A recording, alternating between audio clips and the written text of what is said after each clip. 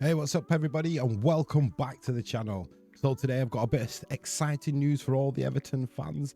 David Moyes has officially returned as the Everton new manager.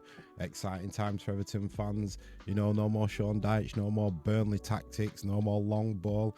Moyes was a pretty good servant for you last time. So anyway, Moyes he's got a long and successful history with Everton, having managed the club for 11 years before leaving for Manchester United in 2013. I actually thought that was the worst mistake he's ever made. He's a well-respected manager within the game and he's got a proven track record. And his return, to be quite honest, is a big boost for the club. So goals. What are Moyes' actual goals?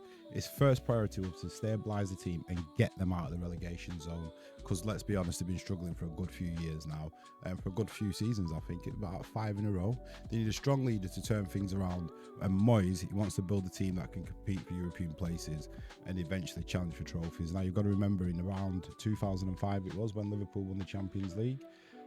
Everton actually finished 4th that season. He can build a team if given time. His football might not be the most exciting, but he can actually do it, you know, when he's been given time. And Moyes is kind of known for his pragmatic approach for football, isn't he? Good tactician, he can always motivate his players, and I can expect Everton to be a really tough team under him. If he gets time and he can get the players he wants, remember he had Cahill, players like that. Forlani, was it? The Belgian guy. So if you know them type of players, he gets big, strong players. He had Lukaku as well, I think. Did he have Lukaku, Moyes? I can't remember if he did. I'm sure he did. But anyway, so his first game is going to be against Aston Villa on Wednesday, and it is a crucial match, and they'll need to be at the best to get a positive result. So let me ask you, Everton fans, are you excited to see Moyes coming back for his second spell at Everton? So you're holding a bit of a grudge against him? It's one of them, isn't it? It is one of them. Anyway, let's get on to today's match. It was Liverpool v Accrington Stanley. Milk? Ugh, it's what Ian Rush drinks. Ian Rush? Yeah, and he said if I didn't drink lots of milk, when I grow up, I'm going to be good enough to play for Accrington Stanley. Accrington Stanley? Who are they? Exactly. Nah, get off. Give me some. So obviously it's a classic match, David v Goliath, with the Premier League giants taking on a team from the League Two. And did Accrington Stanley pull off a miracle or an upset? Did they? Bloody hell. We kind of cruised to a victory. It was a 4-0 beating. Obviously coming off that loss after the against Tottenham in the Carabao Cup, even though it was only the first leg, so we were kind of hungry to bounce back. So Jota opened the scoring in the first half, tapping in a nice little cross from Nunez. It was a good break. I think it was from a corner, and they had a set piece. Obviously Dominic Szoboszlai won the ball, passed it up to Trent. First time passing to Nunez. Nunez took it out to the right. Lovely low cross against the box, and Jota just tapped it in with his left foot. And then just before half time, boom, Trent Alexander-Arnold with an absolute screamer into the top bag, and I'm talking the top bins it was. Obviously it's only against Accrington Stanley, so the celebration's not going to be as hyped. It was just one of them, arms outstretched, you know, that's me. But to be quite honest, fair play to Accrington, they didn't give up.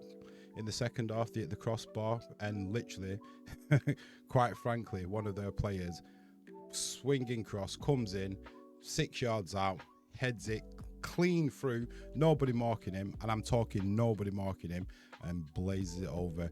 He had his name in lights, and you know what, even if they would have, I wouldn't have minded if they would have scored. I wanted him to score because it would have been, you know, one of those days where they remember for the rest of their life. But anyway, they missed that chance, and then on comes Jayden Danns to make it 3-0, and then obviously my player who I've been championing all this season, Chiesa, who was also a sub. He basically came on, added the fourth. He could have scored a hat-trick in fairness. Literally 25 yards out, drilled it along the floor, beauty of a goal, bottom bags. And then, yeah, so, you know, Chiesa gets his first goal for Liverpool. Obviously, he's had a bit of a rough time since he's been in England, but hopefully there's, you know, they're the signs what are to come. And anyway, let's get back to the back to the match, and we'll talk about a record breaker. Rio, what's his name? Ngumoha, Rio Ngumoha, 16 years old, I think 16 years and 135 days old, Liverpool's youngest ever starter. he gave a good account of himself. I have to give him a little shout out. He did a few things. He's got a bright future. He's got fast feet. Obviously, you know, you can tell is a little bit raw. He's only 16 years of age, but he took on a few players, got a couple of shots away. Even in the second half, got a ball into the box, laid it off for Jota, but Jota didn't shoot where he could have shot. I think he was about 18 yards out. He could have turned, basically, took it past the man and then, you know, give it a strike. But yeah, fair play to the little kid. Anyway, I'm going to bounce. That's the end of the video. Don't forget to like, comment and subscribe. And if you enjoyed, give it a thumbs up. And I will catch you on the next one. See you later. Peace. Bye.